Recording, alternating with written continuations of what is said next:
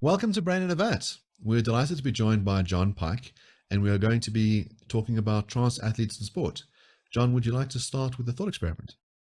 So I've drawn this thought experiment from a paper by someone called Arthur Pedersen, which is published in Psychology. And they investigate women's soccer and men's soccer and the differences between the two games. The thought experiment they present is to imagine a third sex, if you like, of supermen who are different in terms of their anthropometry and their physiology from men, as men are different from women. So they are, on average, taller, a bit faster, larger lung capacity, and so on. And the proportions map across. Now they pursue this thought experiment and then say, what would the pitch look like? And what would the goals look like if the ratio of goals and pitch to supermen was the same as the ratio of goals and pitch to men? And of course, the goals would be bigger and the pitch would be bigger. And they calculate that the length of the game should be not 90 minutes, but 113 minutes. Now, they want to show that the women's game, which is played on standard sized pitches, is different because of the nature of female bodies. So it's actually a bit easier to score a goal because the height of the goalie is a bit shorter for the same size of goal. But on the other hand, they're not able to kick the ball quite so hard because leg strength is different. So it's a different sort of game. That's the point they make. The point I'm interested in taking out of this thought experiment is that suppose we had a group of supermen who then wanted to play men's soccer, male soccer, let's say because they didn't identify as supermen, but they identified as men, and they wanted to come into the male game, then I think we understand some aspects of this question much better. It's because there isn't this third sex of supermen that the question of trans inclusion focuses on women's sport. And I think it's an attack on women's sport, whether intentionally or not. I think it undermines women's sport. But if we understood it in terms of the way bodies fit with sporting endeavor, with sporting actions, and we thought about it in terms of this contrast between men and supermen, then I think we'd understand the question a bit better. So it sounds like a lot of the work that's happening is in this claim that the game should be different in the case of the supermen. So the pitch should be larger perhaps, and the goalposts should be slightly wider apart, and the duration of the game should be longer. And if we accept that the game should be different, but then nevertheless we put supermen into what we call a normal sized pitch, in other words, what we today as men play with on the pitch, with a 90-minute game instead of 113 minutes, and with goalposts that are narrower than how we calculate they should be for those supermen, then we see this mismatch and we say, well, they shouldn't be on this pitch. And so it seems like then you can get to the conclusion that they shouldn't be participating with cisgendered men. Yeah. So yes. Then the objection has to be to that initial claim that they should be playing on a different pitch. Mm. So I was wondering what kind of supporting arguments are given for that by the authors of that paper or by you. So why should we think that it should be scaled up? Right. So the authors of this paper don't give an argument, and we're getting quite quickly into deep territory to do with my particular account of sport, which is about the fit between bodies and the outside world. So they're just saying, look, let's suppose we've got the same game and we're kind of just projecting everything up by 10%. Then this is what would happen to bodies, but this is also what would happen to the pitch. And so now, why do we have that balance of all these variables in the first place? I mean, that's a very good, very interesting question. I think and I've argued that there's a kind of funneling effect in the development of sport such that we generate rules which are as they are because those rules allow for the most interesting and difficult competitive actions. So a fairly standard thing to say is, why is the basketball height where it is? Now, there's an ordinary everyday response to that in the genesis of basketball, that there was some sort of height around the hole that made it handy to fix the hoops of that, where it was first made, where it was first invented. But of course, that's not the explanation of why they stayed at that height or why the height was fixed in that way. The height was fixed in that way because it turned out that was a sort of sweet spot for the actions of bouncing a ball and trying to score a basket. And you can imagine that if it was much higher, it would turn out to be too difficult to score a basket. And if it was much lower, it would be too easy to score a basket. Now, all these variables are going to covariate: the size of the pitch, the size of the basketball arena, the size of the ball, the size of the baskets, the height of the baskets. They're all going to come into some sort of equilibrium. And that equilibrium is going to be relatively fixed by human bodies. Now, of course, you can adjust a centimeter up or down, and it would make a huge amount of difference, but it would make a little bit of difference. And so we can see, really, I mean, my kind of slogan is, the rules must fit round the human body. And successful sports are ones where the rules fit round the human body. And unsuccessful sports are ones where they don't fit around the human body. I got a couple of thoughts. So the one would be to support your view, which is that if you think about children's basketball versus NBA, you can say, well, the kids are a lot shorter. They are going to get exhausted more quickly. So we will make the basketball court smaller. We'll put the hoops lower. And we think that a good competitive game, you score around whatever it is, 80 points per side. And well, it turns out that the kids can score around that. It's the equivalent, and we've translated the game. Here's where one of my concerns come in, which is that I think there is a group of people called supermen, that professional NBA players don't look like ordinary human beings. They're genetic freaks. They're very tall, and that gives them this enormous advantage, and they can beat out someone else who trains hard, who cares very much about basketball, but is 5'8", versus the person who is 6'8", who just has this gigantic unearned benefit that they have. And these class of supermen can basically make ordinary men completely and utterly uncompetitive. And so you might think that you should have different leagues, that you could say, well, there ought to be different height divisions within basketball to keep the sport competitive. And we shouldn't allow these Ubermenschen to compete with the ordinary Joe Soaps like us. And we should have a separate league for them. But that's not what we do. We say, we care about the most competitive version of this thing. And if you are really good at this game, you get to play. If you're not really good at this game, tough, you get kicked out of the sport. It's interesting, but it's not the biggest fight, I think, on the hands of people who want to establish the integrity of sport and fair sport. And the reason, I suppose, is that people who are less than 5'9" can go and do lots of other things. But it's also that our society, as it happens, is not radically stratified on the basis of height, whereby people over 5'9" get, the plum jobs, the plum positions, the most attractive partners, and so on.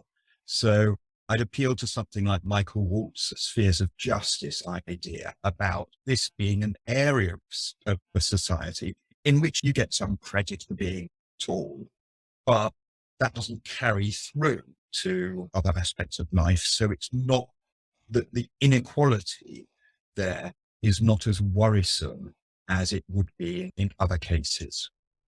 So if I understand correctly, it's not that fairness is what really matters to you, or maybe it is, but just for the sake of this argument, it's the competitiveness of the game that you're trying to maximize. So you're trying to set out the criteria for the game in such a way that it's the most competitive possible, which maybe implies fairness, because if the game is radically unfair, then it won't be very competitive. Then one side will always win, or almost always win. Have I got that right? Right. So competitiveness isn't itself the intrinsic value that I'm after. What I'm after is the intrinsic value of difficult actions. Right. So what I think is unique about sport is that it's focused on doing very difficult things, like cycling very fast, faster than everyone else, or getting a ball through a basket, or swimming very quickly. All these things are difficult. All of them require a great deal of effort and training and so on. Now, how do we get to the most difficult actions, if you like?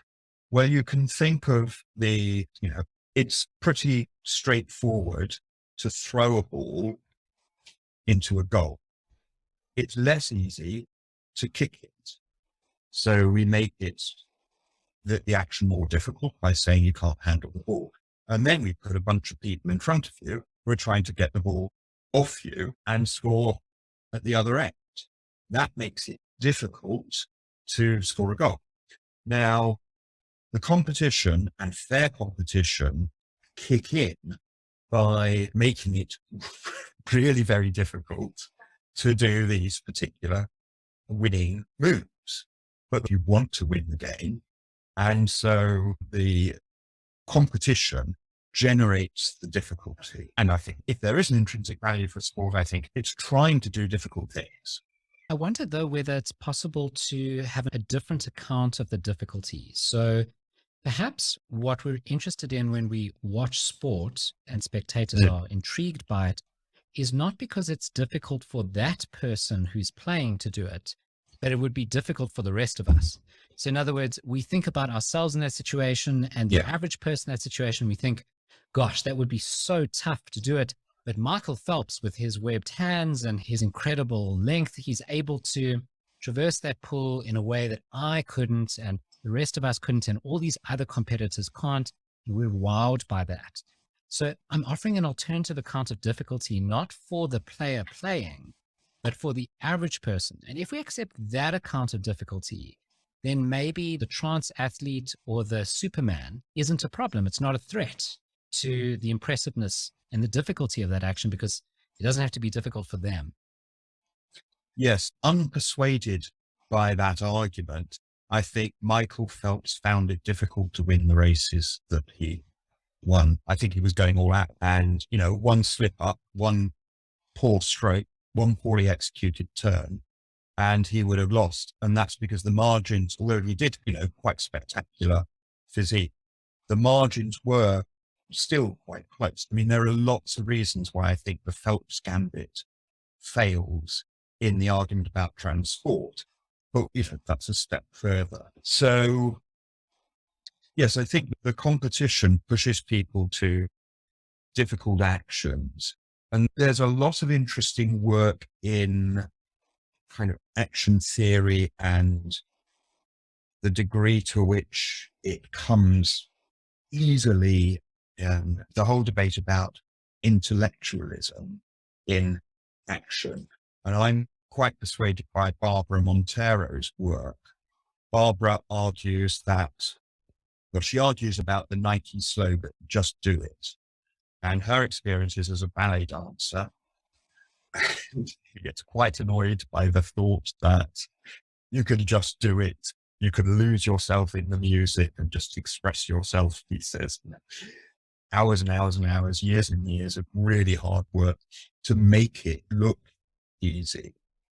And I'm kind of persuaded by that. But I think there's also an interest in two facets of the difficulty, whether it is difficult for the agent or whether it is difficult for the species. I think in practice, it's almost always difficult for the agent, as well as being difficult for the species.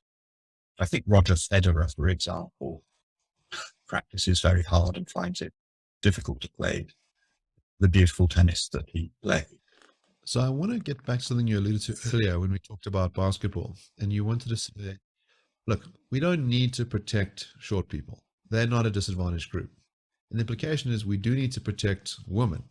They're a disadvantaged group. In other words, the reason why we don't have men and women competing against each other is that if we did, there'd be very few women in the NBA. The men would just dominate them. And so that's why we want this protected class so that they've got a chance.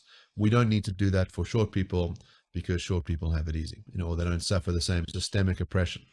But if we go down that route, doesn't it open up something else, which is trans people must be even more marginalized than women? This is a group that's sort of newish on the scene, that faces a lot of hostility, that isn't openly welcomed in many sectors. Doesn't that mean that category of people needs to be given extra special attention, extra benefits?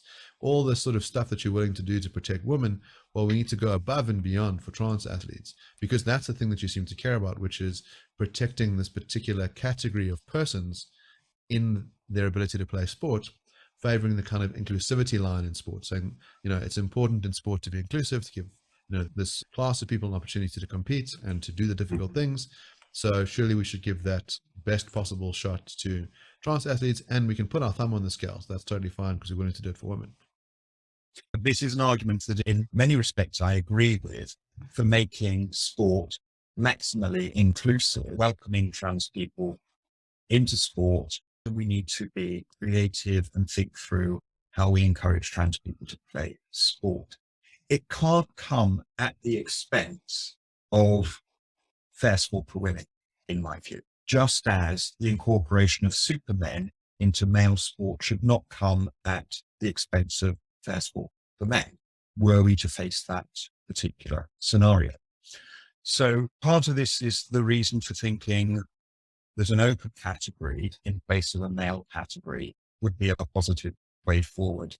And I'm kind of delighted that FINA and British Triathlon both looked at this as a way of being maximally inclusive. And I suppose rhetorically, there's philosophy going on there, but rhetorically say, look, this is an open category for anyone, regardless of your gender identity. You don't need to declare your gender identity in any way, say one thing or another thing. You don't need to affirm or deny.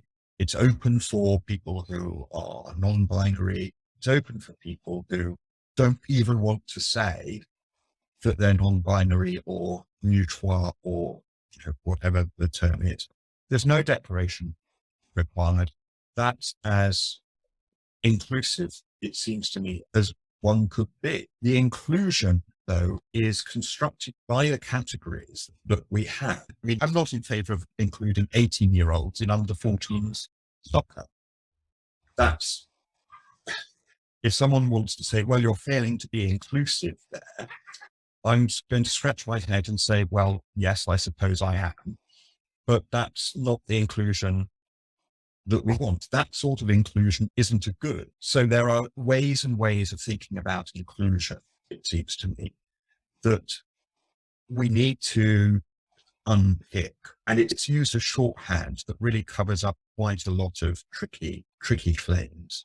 Certainly there are some inclusive claims that I just, I'm not going to take seriously. So I wonder whether a more difficult case for you than the basketball case would be the Kenyan runners. So Kenyan runners are born at an altitude where they have a larger lung span. They're able to metabolize oxygen better. They do seem to have a sort of natural advantage, maybe not to the point where it's just easy for them to be world champion runners, but it does seem like they have a significant advantage, and it would satisfy the criterion, if I understand correctly, that you've made for distinguishing different categories according to categories that we distinguish in everyday life. So we don't stratify society by height, but we do by ethnicity and by nationality. And so I think on your reasoning, we should have a different class for Kenyan runners versus other countries at a lower altitude without that natural boost. So I'm not going to deny that there are physiological advantages, but there are also social advantages for East African runners, Kenyan and Ethiopian runners. I think the ratio of professional runners between East Africa, let's say Kenya, and the UK is about 1,000 to 1. Right. So there are maybe a dozen professional marathon runners in the UK and 12,000 in Ethiopia. But of course that picks up on this tradition, this way in which marathon running is a way to riches and so on. So you're going to get all those kind of social and cultural factors kicking in. There might be a case for a protected class, if you like, of European marathon runners if European marathon runners thereby had horrible lives and were economically destitute and were in a subordinate position in other contexts and other areas of the world. But it's very interesting because you can actually sort of pan out some of the ethnic and social advantages here, because Japanese marathon running sort of sits between East African and European marathon runners. So Japan is marathon running is very popular, and you've got many more Japanese runners around the 207, 208, 209 times than you have European runners, but they're still the sort of 203, 204 of the Kenyan runners. Now, what does that entail? Does it entail that we are interested in the first Japanese runner at the Olympics? Well, sort of, yes. I mean, there is an interesting kind of internal dynamic to races with Japanese runners. Are we interested in the first European runner, by which we mean obviously the first white European runner? Well, sort of, yes. But do we think there should be a category for both those groups that protects them from the East African runners? I think no. I think there's no case for that, because apart from the kind of the salience of the stratification not being dominant beyond marathon running, I think there are other interesting problems and worries about the stratification on the basis of ethnicity. So it's kind of an interesting physiological argument. I don't think we've got to the bottom of it. It's not clear what the nature of the advantages are. We'd be silly to ignore it, but I don't think they have the normative significance that the categories of male and female do in sport. So here's the worry that I have, which is these other norms are playing some role in what categories you want to have in sport and who you want to protect. And so you want to say, look, there's some really promising European marathon runners who are day in and day out there running their lungs out, and it could be amazing if they didn't have to compete against the Kenyans who have this really unfair advantage of being able to run up in the hills. And if we did create a category for them, they'd have a fighting chance, and it would mean a lot to all those Europeans to say, our guys are out there. But Europeans have got this history of prospering in all these other fields, and we don't really like those honkies. But and those poor East Africans are ravaged by war and have had a hard time, and the systemic racism. Let them have the running. Come on. There's one thing they're really good at. Just give them the Olympic medals. Just take it in the chin, you Europeans. You deserve it. If that's the line you're going to run, then I'm going to say, I'm sorry, ladies. We've gone over and above for you. We created your own category. There are these people who watch women's sports, allegedly. I know the women's basketball players don't get paid much because no one comes to their games. But I'm sorry. Trans people, they're an extreme minority. You guys have had your time in the sun. And I know some of you have dedicated your lives and dreams, and you're running there and you're working really hard. But these trans athletes need their moment and they want to get their medals. And so I'm sorry, you have to take it in the chin, just like those Europeans. It seems like you have to bite that bullet. I don't see how you get out of it once you start saying there's other things that play a role in terms of great special categories for who gets protected, who gets a better chance than others. Right. So my basic case is that the justifiability of the category arises from a natural kind difference, right, between males and females.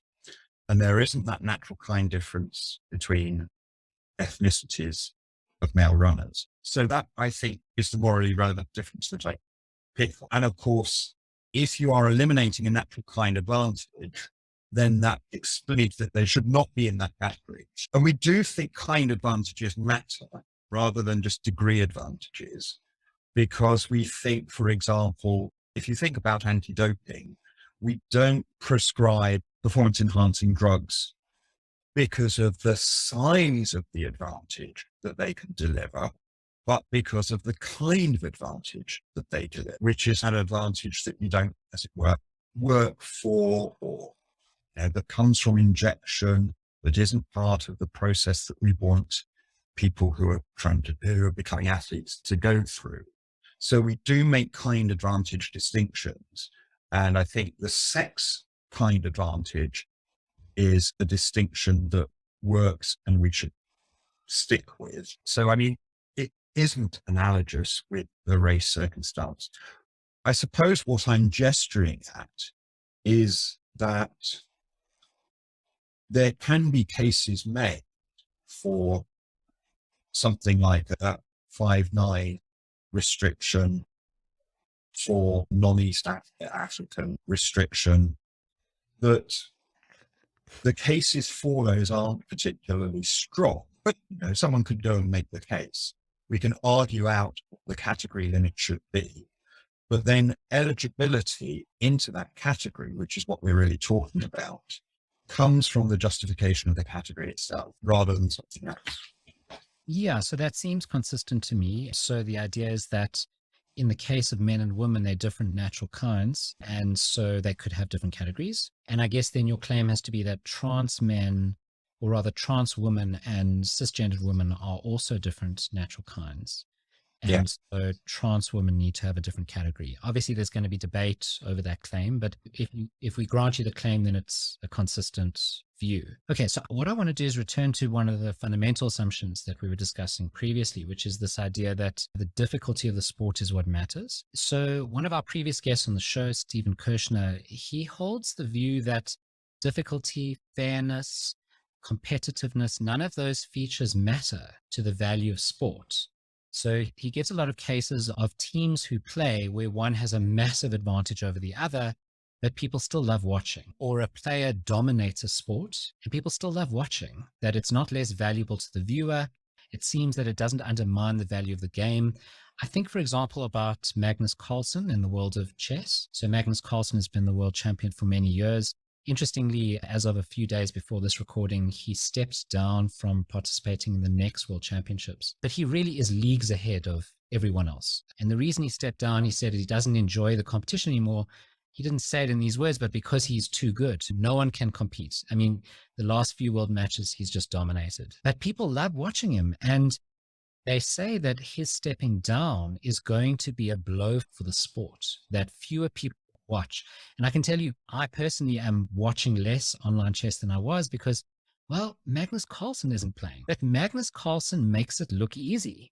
Now, I understand your argument earlier that it's not actually easy for him. He still had to do an enormous amount of work to get to that point where he can participate so seamlessly or apparently easily. But what Kirshner's point is that if we had a person for whom it was easy, that wouldn't make it any less interesting for the viewer, and it wouldn't harm the sport because spectators love this, right? They love watching runaway winners. I presented a case to him that I thought he couldn't bite the bullet on this, but he did. And the case was, imagine a match where we give one side arbitrarily a 100-point start in soccer, for example, so that the other team couldn't possibly catch up. That seems like it would be a bad game. It wouldn't be as valuable a game. It wouldn't be as good. The sport wouldn't be as good, however we define good. And he bit the bullet on that. And he said, no. He said, just because there's an inordinate advantage for one side doesn't make it less valuable. People might love watching it. And he gave examples of David and Goliath and the Colosseum. You've got these, incredibly strong participants who kill lots of other participants. It seems like maybe that accounts that you have could be challenged. Well, I think we need to separate out a few things here. fairness and non-domination come apart. And this is something some of the advocates of trans inclusion miss, that they say it's fair to include trans women in female sport if there is meaningful competition, to use Joanna Harper's phrase, which seems to mean that the competition is close and we can't predict who's going to win. But that's not a criterion of fairness, it seems to me. Usain Bolt, which is a sporting case like your chess case, Usain Bolt won fairly. If he had tripped up or messed up his start, he would have lost fairly, because fairness doesn't depend on the outcomes of, doesn't depend who wins, because fairness is purely procedural. Now, I think that distinguishing fairness from kind of domination and non-domination is quite important. And that really speaks to the sort of case that you presented and that Kirshner presents. So fair sport is not the same as dominant sport, and that's not the same as exciting sport. There are a good match, a good game, a good race that are nothing to do with fairness and nothing to do with domination. There's all sorts of features of excitement, closeness, aesthetics, drama.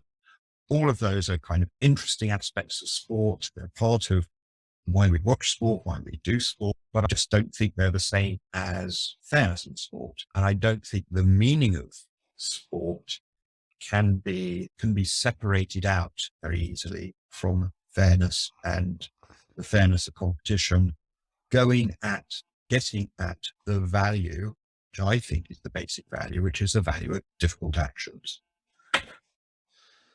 So I wonder about this. I think you're right to draw those distinctions, to say that you can have an exciting game that players love and follow voraciously without it being fair.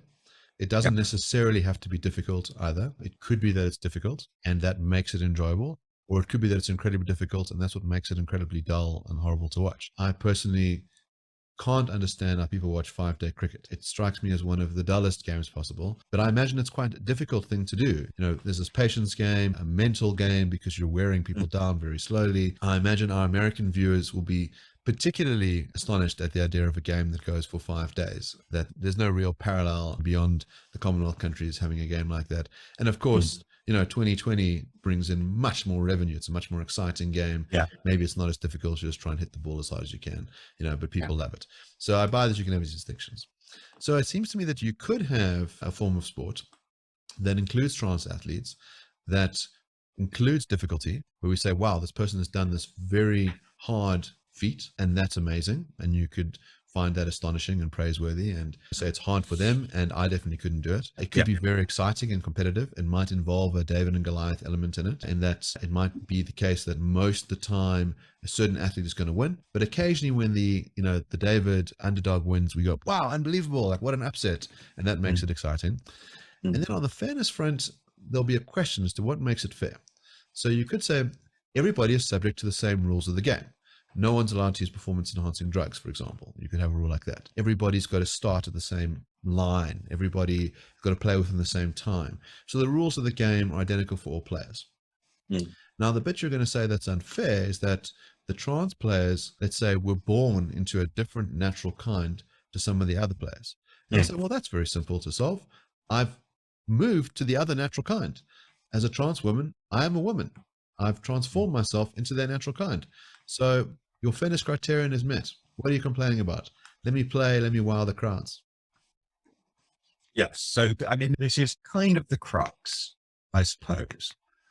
And I'm going to say that you can't change sex. And in the sense that we are defining women for the purposes of sport, which has to do with bodies, biological development, it's just not appropriate, I suppose, or helpful, or it misses the point to say trans women because they affirm the identity of women, and the whole point of being a woman is affirming this identity and so on.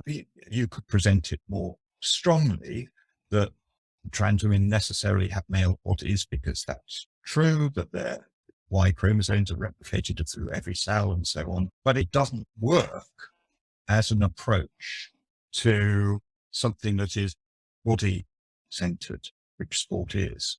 So sport is intrinsically about bodies and essentially about bodies, which is why I think chess is not a sport, and esports are not necessarily sports. So that's all part of the whole approach that I'm trying to outline. And so a sense of gender identity just doesn't figure in the categorization of sport. It's not there. It's gone missing. It's not relevant. So I wonder, let's grant your definition of sport, and let's grant that this is how we should understand sport. Couldn't the objector then say, well, I'm not interested in sport, I'm interested in sport. And in sport, we have a different stipulative definition. And that definition is we value other things. It's no longer about difficulty. It's about gender inclusivity. It's about other values. And that's what we care about. And we should have sport, not sport. So that is broadly the line that's taken by Glees and Lehrbach in a paper in which they want to move beyond fairness to seeing sport as a construction of narratives. And one of the narratives is a gender narrative. Now, it's interesting to think about where that gets us beyond banging the table and saying, that's just not what sport is. That isn't, it's something different. It's a different practice. And this one has its own reasonably well-established normative guiding principles. And I suppose I can present an argument for why difficult actions are of value in terms of realizing one's purpose in the world. But if you're going to reject that, I don't have terribly much to say. It is a sort of banging the table point. I can accept it, right? So I could say, I see the value in difficult actions. I see the value in sport as you've defined it, but I also see value in something else. And now it just becomes, well, sport has the values of inclusivity. And as you said, some sort of dialogue or narrative space around accepting gender instead of just sex, whatever it is. The point is there'll be a different set of values, and performing difficult actions in sport has another set of values. And now it's just about evaluating which values are more important. And I wouldn't even know where to begin to do that or how to begin to do that. I can't see a way to do that. But then I wonder whether we haven't reduced ourselves to something like Stephen Kirshner's position, which is basically that it's entirely arbitrary whether a sporting board decides whether to include trans athletes or not. If they do, then it's fine. If they don't, then it's fine. In other words, it's entirely arbitrary. But I wonder if we haven't arrived at arbitrariness here, because now we don't know which is better, sport or sport. So if that is the case, then yes, you can hang on to your sport as being exclusive in certain ways, but we've still got sport, and now we have to decide. So it just seems to me like it reduces down to Stephen Kirshner's position. Okay, but here's the problems I'd have with his position. That we're not talking about two practices kind of side by side, but introducing a series of considerations into one practice that actively undermine its value. So a concrete case would be Leah Thomas, and the rich philosophical outcome of that was that in that race, in the race that Leah Thomas won, the value of their sport, and in fact the value of difficult actions, because I do think it was easier for Leah Thomas, was kind of corroded and undermined. Now, I maybe you could be neutral about that and say, well, it undermines one particular value, but the fairness another sort of value. But I think that there is a problem there, that it's not arbitrary that male-bodied people are kept out of female sport for the sake of fairness for women. So I suppose I think that's more than banging the table and more than don't agree with the account that it's arbitrary, whether you have an inclusive or an exclusive. I should maybe say one reason for that, which is going all the way back to the thought experiment. That would show us that a third sex of supermen would raise all sorts of issues about undermining fairness and competition for men.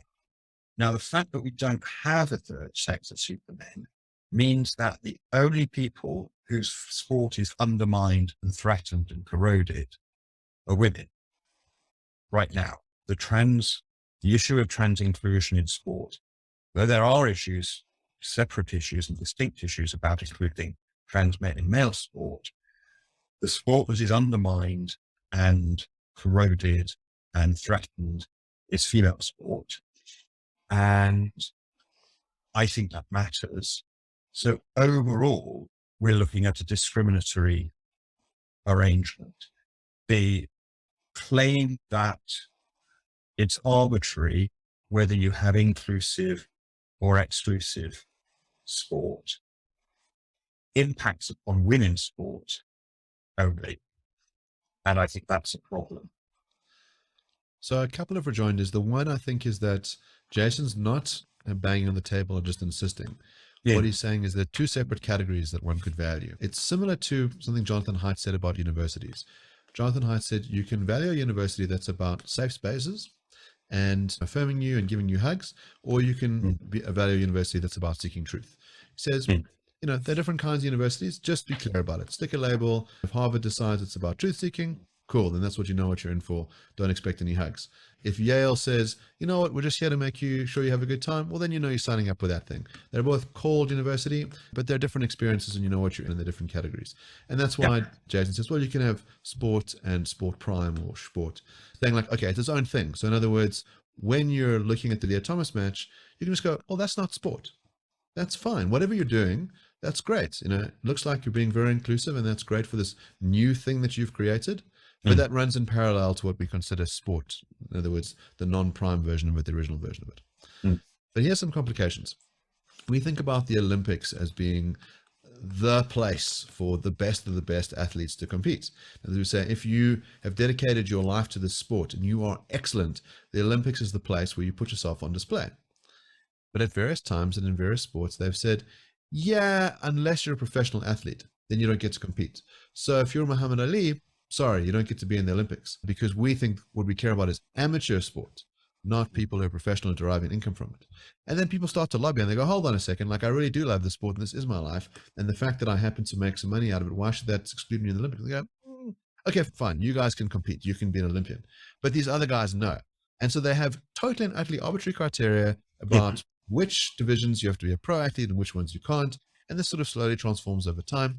And the committee just changes their rules. And people go, well, it's the Olympic Committee. They can do whatever the hell they like. It's their club. It's their rules. It's up to them. Yeah, maybe it's fair to include these people, exclude these people. Yeah, it's uncompetitive. It cuts these guys out. It's unfair. And so, but it's the Olympics. What are you going to do about it? If you don't like it, create your own club. And that's the kind of Kirshner point, which is make your own club. You know, if you don't like that this is a cis woman only club, well, then create the other club, which is cis and trans women get to compete against each other. Oh, you don't like that trans women are competing? Well, tough. This is the rules of the club. Get over it. You know, the rules are going to shift and they're going to morph just like they have throughout the history of sports. And the wailing and gnashing of teeth about this is unfair or this is fair. Well, it's caked into the nature of the thing. The rules shift. Who gets allowed in, who doesn't, shifts over time. There's nothing caked into the nature of reality or the rules of the universe that sport has to be this way. Just a variety of it, range of different rule sets that could be around, and maybe something new will prosper from it. You know, the first time someone's playing soccer and they pick up the ball, they say, you're cheating, you can't do that. And then rugby's formed. So you'll have this new category. Yeah, sure. There's a lot of things going on there, and I'm kind of out of sync with quite a lot of people in the philosophy of sport who buy that more conventionalist line, the line that sport is a bunch of conventions or a bunch of rules. Now, from what I've said right at the beginning of discussion about the relationship between the body and the rules, and that some rules can fit the body better than others, I think that gives a kind of underpinning of some features, I'd say essential features of particular sports. Now, clearly there are rules that are straightforwardly conventions. So a standard one is wearing white at Wimbledon. And you can say, well, you know, and not having advertising slogans, you can say, well, that's a tradition. That's not particularly practical. That's just there for the sake of it. And that rule is up for revision and not an intrinsic part of the sport at all. And if you like, that's a rule that is a long way from the core or the essence of tennis, right? But there are rules that are closer to the essence of tennis and balances that are closer to the essence of tennis, such as racket size in relation to ball size. Ball size and racket size have to correlate in order to allow the particular excellencies of playing tennis. Those excellencies are determined by the body. So, I mean, there's some rough texture here and there's some kind of fitting things together and there's some balancing that can go on.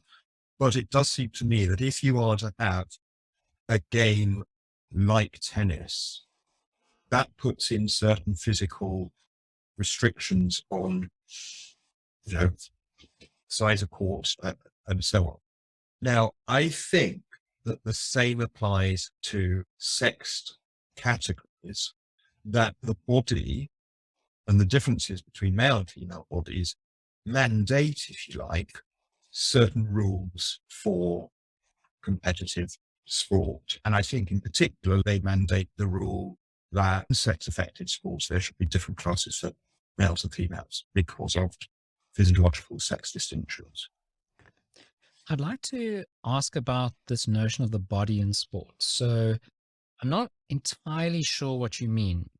So I come from a chess background, and I was going to make a funny quip that I've never met a bodiless chess player, but I have. There's computer chess players. And I kind of go along with your intuition that computers playing chess would not be a sport, although not entirely sure about that, because there is actually a world computer championships every year, and the competition is very strong and computers are always evolving to the point now where they're far superior to people. But let's put the computers aside for a moment. Chess players, their bodies are involved. They're moving the pieces, but they're involved in other ways as well. It's actually quite grueling to play long chess matches over the duration of a tournament. You have to be quite fit. Chess players, usually there are exceptions, but most chess players are quite fit. It's quite tough on the body. I'm not sure what the clear distinction would be between what chess player bodies are doing and soccer player bodies, for example. I was thinking maybe what you want to say is what matters in chess is where the pieces are on the board, as opposed to in soccer, it's where the bodies are on the field. But that's actually not what matters. What matters is where the ball is, which seems analogous to the pieces. So I'm not entirely sure what the distinction would be between chess and soccer, for example, and why the body's playing such a role. Okay, so we're talking about chess, the practice, rather than a particular tournament and the rules governing a particular tournament. Chess, the practice, is not, as I understand, constrained by bodily movements at all. So you can play chess by email, you can play chess by snail mail, you can talk your way through a chess game with voice-activated software and so on. So there is no bodily action that is essential for chess. So, I mean, to use this, the jargon, a chess move can be multiply realized. There are hundreds and hundreds of ways of doing it. Now, that is not true, it seems to me, for any sport.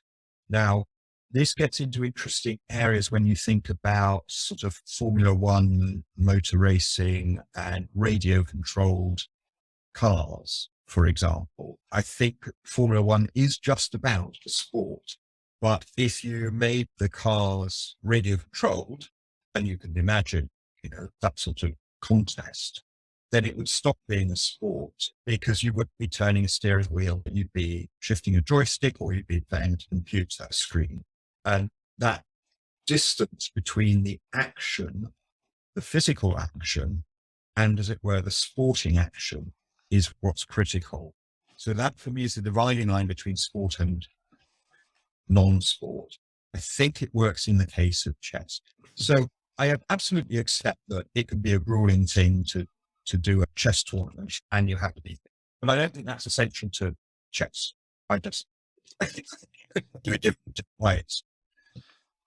I wonder what you make of a tournament like the Special Olympics, where you have athletes who've got very different kinds of bodies because of the particular disability that they have.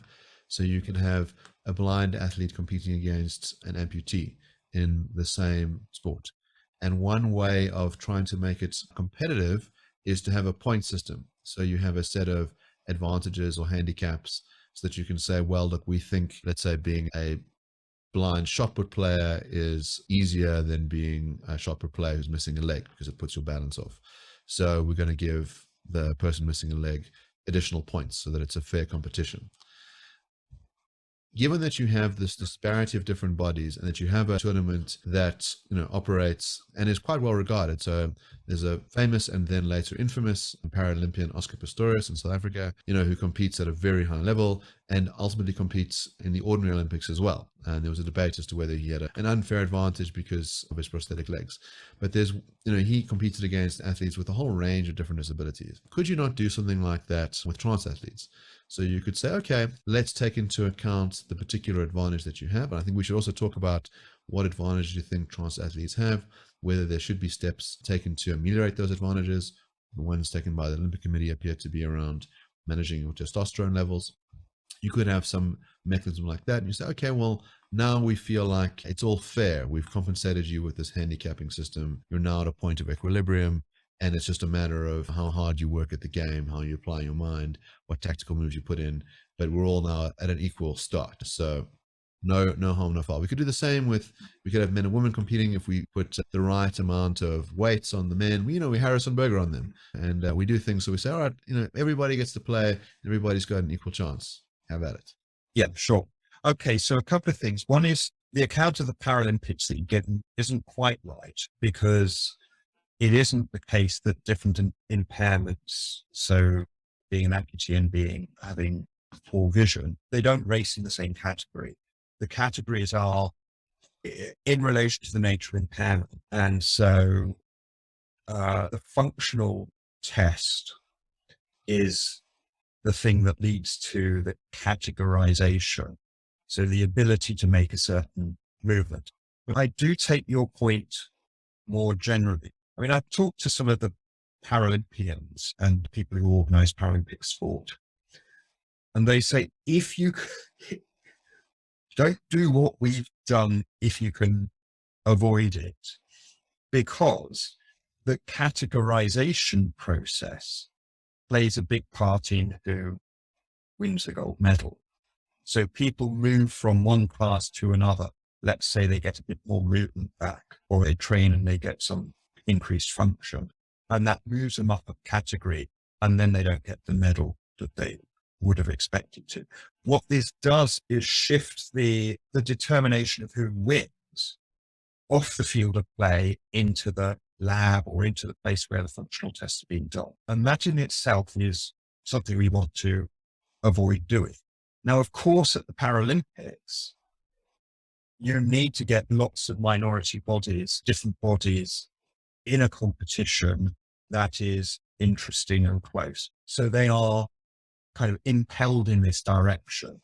But in respect of the sex categories in sport, I don't think we are impelled in that position, because I don't think that there is an imperative to include male-bodied athletes in female sport. I think there's an imperative not to, in fact, because we're not depriving anyone of the ability to compete in sport.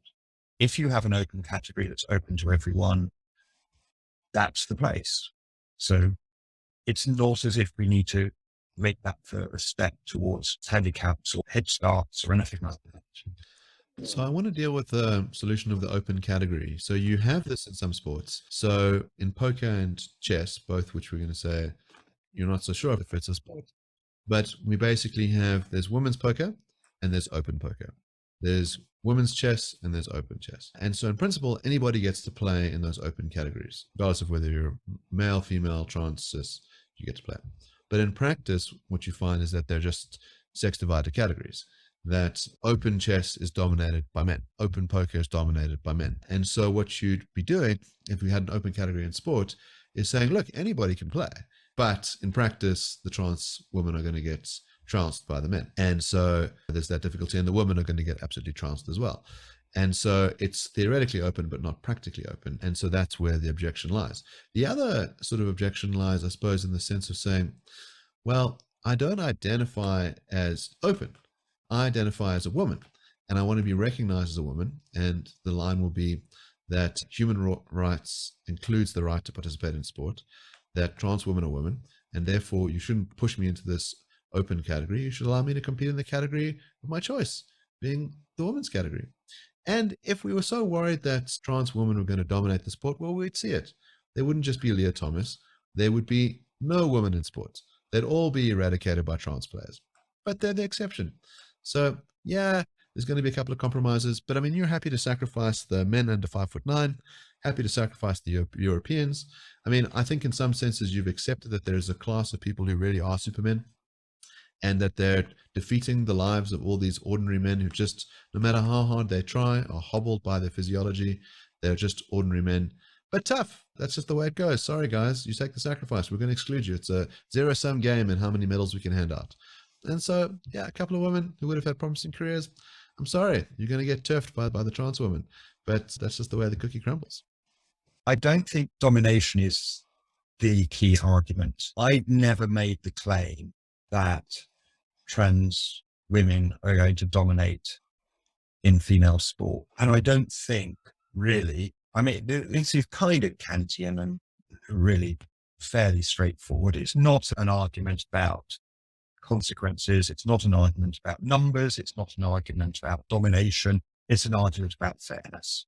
And the reason for the category is that the female category kind of exemplifies a judgment that it's unfair for men to win everything, given that they got this advantage just by being born male. That's completely unearned. That means they're kind of 10% or whatever, faster or taller or whatever. And we think if we had unisex sport, we would only see men between the ages of 20 and 35 winning everything. We think that's unfair. So I'm not trying to, at the moment, justify that view, but if there is a justification for female sport, that will be it, that male advantage is unfair in this very kind of basic sense. And then if you have female sport, it kind of follows that male advantage in that category is going to be unfair. Now, if you're going to say, suck it up, you want to know why female athletes should, because I think accepting this unfairness is unreasonable. I don't think you've got good reasons to present to these female athletes for accepting unfair competition. And so I think that's the response there. I mean, so here there's a tension in my argument, which I'll acknowledge. I don't think people have a right to a category in which they are necessarily going to be successful. Right. Now, there is obviously what I've said is there should be a female category because otherwise we win everything. What I'm now saying is if there's an appropriate category for me, but because I have modified my body or because I don't train hard enough or because I'm just naturally untalented, I'm not going to be successful in it. Right. If those things are true, that doesn't provide an argument for a new category, a separate category in which I am destined for success. Right. So those two arguments seem to be in tension. But what I would say about that is that there is a difference between the sexed justification of a category and, let's say, too lazy to train justification of a category, or well, we've already talked about the less than 5'9" justification of a category. I just think they are weaker justifications of categories. And certainly I have modified my body in such a way that I'm no longer competitive. I don't think that's the justification of a separate category, because I don't think we have the right to be competitive except for these very special natural kind type cases. What's your response to the remodification of the body? So in other words, we say we're going to set a testosterone level. So, the Olympic rules seem to try and say you've got to have sincerely been this way for a certain period of time. In other words, to try and knock out people who are opportunistically identifying. And you've got to make modifications to your physiology by taking testosterone suppressants. If your claim is, well, one, does that sort out the problem on fairness? If not, is it just a matter of adding extra burdens? If you say, well, you could have had these other, you've gone through male puberty, you've got denser bones, whatever it is that you think is unfair, can we not just add extra hurdles so you go, okay, well, now I think it's fair. Now, whatever male body advantage you have, we've fully compensated for it. The woman can't complain about being treated unfairly. There isn't now a zero-sum game. They're not being pushed out of the sport. And the trans athletes can say, well, we're included in the category we want to be included in, and we've got a fair shot against them. And you can flip a coin. It's going to really depend on the training and how much effort you put into this game, not anything unearned. Yeah. Okay, so the short answer to the first question is no, I don't think it's fair. Right. So where we are in the debate is that the science shows that there's residual male advantage after testosterone suppression. And that shouldn't be a huge surprise. We kind of knew that at the beginning because testosterone suppression isn't going to have effects on some anthropometric variables like height. And hand size is going to be unaltered. I don't think it's reasonable to ask people to have bone surgery on their hands. But I think hand size is a significant performance enhancing feature of bodies when you're grappling a ball. So I don't think there's a way around this problem that is kind of humane and reasonable. Now, there is something else that you've raised that I've been thinking about, but I think it's a sort of reductio of the inclusion position, which is something like the response that says, okay, we accept that testosterone suppression will only reduce the male advantage by, let's say, from 12% down to 3%. Let's just say, pulling figures out to the end. But then we could do something like fit a lead vest onto the trans athlete that would reduce it, that would make up for the remaining 3%. Now, I think that's a reductio. I think that looks weird as a solution. Why does it look weird? I think two reasons. One is epistemological, that we don't know what weight of vest we should be putting on the trans athlete. And the second is, so we just don't know because we don't have the science. But I'm not even sure there's a fact of the matter about what the right size of weight of vest is. I'm not sure there is something out there that we can discover that is what this person would have been like had they been born a woman and therefore not have male advantage. So I don't think it's theoretically possible, let alone practically possible, to come up with a fair net. So what does that mean? It means that we have got unfair racing, unfair competition. We don't know how unfair. We can't work out how unfair. We can't compensate. And what we're doing is creating unfair competition to try to deal with something that's basically false, which is that trans women in this respect are women. So we can't get around that truth. We can, in lots of contexts, I'm quite happy to acknowledge people's gender identity and acknowledge that they feel uncomfortable with the fit between that identity and their body and so on and so on. But I don't think there's a way around male advantage in sport that delivers fair sport for women.